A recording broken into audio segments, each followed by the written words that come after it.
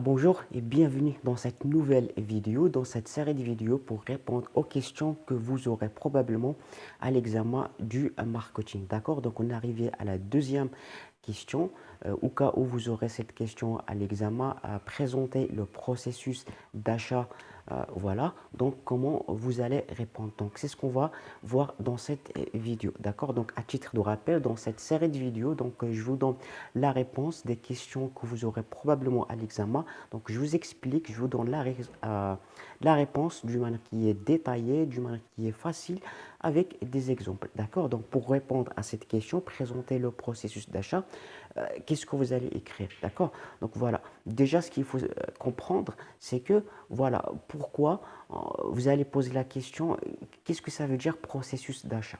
Donc, ce qu'il faut savoir, c'est qu'en marketing, voilà, en tant que responsable du marketing, il faut bien comprendre la notion d'achat parce qu'un consommateur, avant qu'il consomme, avant qu'il achète un produit, il passe par plusieurs étapes. Donc, en marketing, c'est ce qu'on va essayer de comprendre, d'accord? Donc, en général, en marketing, il y a 5 étapes. Voilà, 5 étapes. Le processus d'achat, il est composé de 5 étapes, d'accord? Donc, ces 5 étapes, qu'est-ce qu'on trouve? Première étape, c'est la reconnaissance du besoin. Deuxième étape, c'est la recherche d'informations.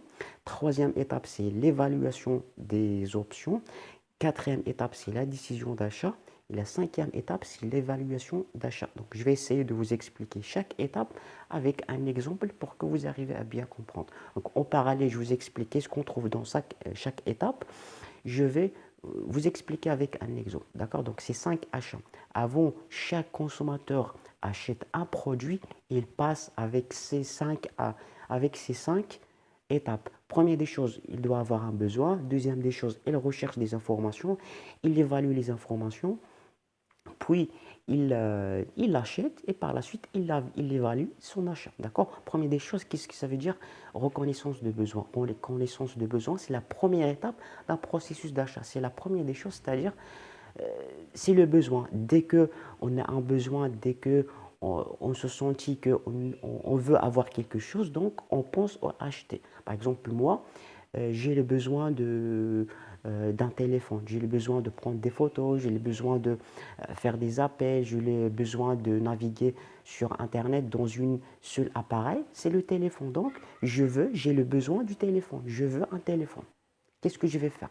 Deuxième étape, c'est je dois chercher des informations. Je dois chercher des informations de ce téléphone, soit donc là, soit je vais chercher des informations d'une manière interne ou externe. Interne, c'est-à-dire je vais poser des questions à mes amis, ma famille, ou bien interne, externe, c'est-à-dire je vais chercher sur Internet, je vais aller à d'autres revendeurs, etc. Donc là, c'est le fait de je cherche des informations de voilà, du produit qui va satisfaire ce besoin-là.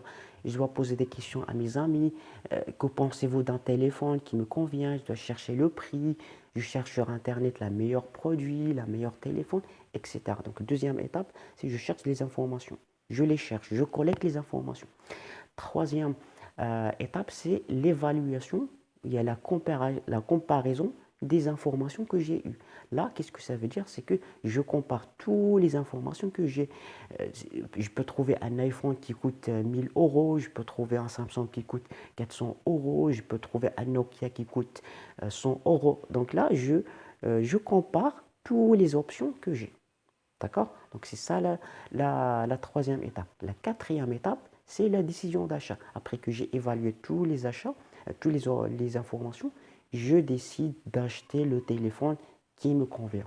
C'est ça la quatrième étape. D'accord? Et la cinquième et la dernière étape, qui est aussi une étape qui est très très importante parce que le processus d'achat ne se termine pas dès qu'on a acheté, mais la cinquième étape, c'est qu'on évalue le produit qu'on a acheté. Pourquoi? Pour dire, voilà, j'ai acheté un téléphone. Est-ce que ce téléphone a bien répondu à mes besoins? Est-ce que je suis satisfait? Est-ce que c'est bien? Voilà, comme ça, si je suis satisfait, je peux conseiller mes amis à ce téléphone-là. Si je ne suis pas satisfait, je vais essayer de le changer, etc. Parfois, après 2 ans, après 3 ans, si j'aime la marque du Samsung, par exemple, je vais continuer à acheter chez Samsung. Si je ne suis pas satisfait, je vais changer de marque. Comme ça, j'ai évalué mon achat. D'accord? Donc, en général, c'est ça les 5 étapes du processus d'achat. J'espère que vous l'avez compris. D'accord?